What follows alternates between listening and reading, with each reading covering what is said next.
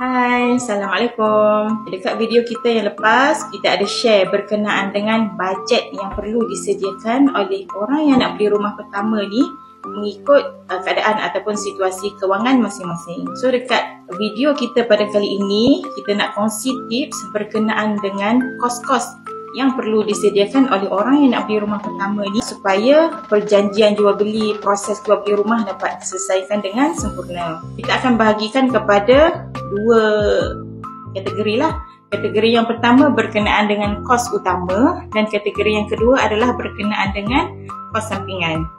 Okey, untuk kategori yang pertama iaitu kos utama, first apa yang pembeli kena sediakan adalah duit deposit untuk bayar rumah lah. Deposit ni biasanya sebanyak 10% daripada harga rumah yang nak beli.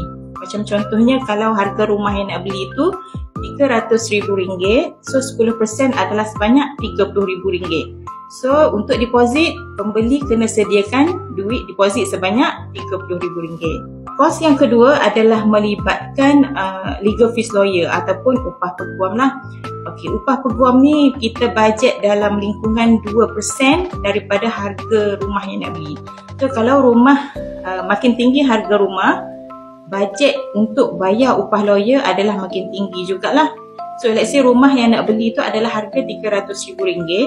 So 2% bersamaan dengan lebih kurang 5 ke 6,000 macam tu yang pembeli kena sediakan untuk upah lawyer. Yang ketiga adalah melibatkan kos lawyer juga, tapi yang ketiga ini adalah kos lawyer yang buat loan pembeli. Macam contohnya pembeli tu dia buat loan dengan bank.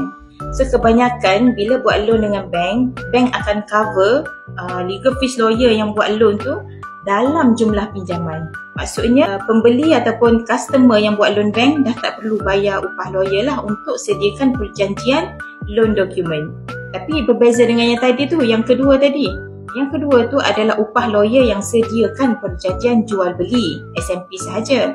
Yang ketiganya adalah upah lawyer yang buat loan bank. Maksudnya panel lawyer bank lah. So kalau loan tak cover upah lawyer, maksudnya pembeli tu dia kena bayar sendiri. Dan kos tu lebih kurang lawyer yang buat SMP jugalah, mungkin dalam 2% macam tu.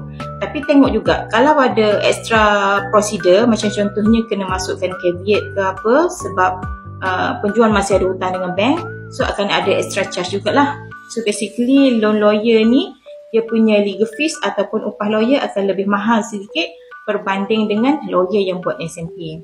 Tapi kalau orang yang beli rumah pertama ni, dia beli pakai duit cash dia tanpa melibatkan loan daripada bank, maksudnya upah ni tidak dikira lah, tak terlibat. Dia perlu bayar kos legal fees lawyer yang sediakan perjanjian jual beli dia sahaja sebab dia tak ada loan dengan bank. Kos yang keempat adalah melibatkan bayaran duty stamp. Anggaran untuk bayar duty stamp pada lembaga hasil adalah sebanyak 2% hingga 2.5% daripada harga rumah. Tapi kalau pembeli tu dia beli rumah di bawah harga RM500,000, buat masa sekarang tak payah bayar stamp duty.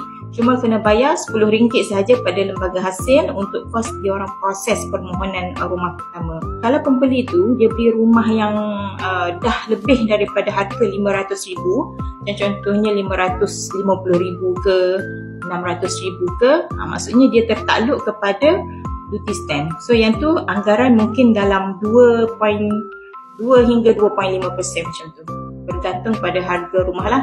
Kos terusnya, kos yang kelima adalah melibatkan valuation fee ataupun upah kepada jurunilai. Yang ni biasanya dibayar melalui loan ataupun pinjaman bank lah. Maksudnya kalau pembeli tu dia buat loan dengan bank dan bank dah cover kos untuk bayar kepada valuer, maka pembeli dah tak perlu nak bayar kos valuation fee lah. Settle untuk kos yang utama, kita proceed kepada kos sampingan. Biasanya kos sampingan ni akan diguna pakai setelah pembeli tu dah siap register geran dia atas nama dia. Maksudnya jual beli dah settle lah. So kos sampingan yang biasa yang pembeli kena sediakan adalah yang kos yang melibatkan untuk kita renovate rumah. Sebab biasanya kalau beli rumah subsale, ada yang kita nak renovate lah, nak buat interior design ke apa semua. So yang tu biasanya kena ada bajet jugalah untuk cover kos interior design, kos nak beli perabot, kos nak repair kalau ada apa-apa yang kurang lah. Seterusnya kos yang kena tengok juga adalah kos untuk kita buka akaun bil.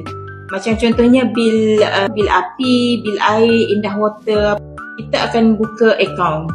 Yang biasanya kalau nak buka akaun tu kena ada deposit, kena bayar lah kepada TMB dan juga Syabas ke, Air Selangor ke. Kalau siapa-siapa yang beli rumah pertama dia strata punya ataupun jenis rumah yang flat, apartment, kondominium, biasanya akan ada kos penyelenggaraan oleh JMB sebab JMB nak maintain rumah tu dalam keadaan yang baik lah. So yang tu tiap-tiap bulan bergantung kepada kos yang ditetapkan oleh JMB. So itu sahaja untuk perkongsian kita kali ini berkenaan dengan kos-kos yang perlu disediakan sekiranya nak beli rumah pertama. Let's go!